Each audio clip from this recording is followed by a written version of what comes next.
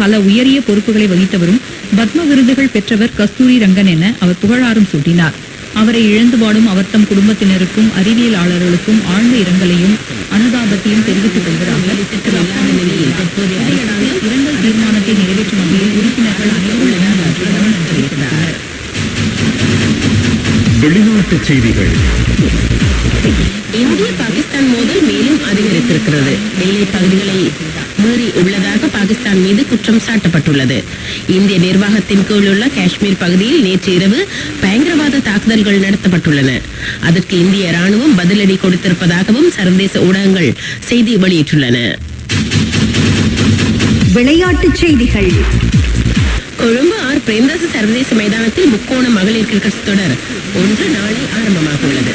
இலங்கை, India மற்றும் தென்னாப்பிரிக்கா மகளிர் அணிகள் இதில் மோத உள்ளன. இலங்கை மகளிர் அணியின் தலைவியாக சவாலிகள்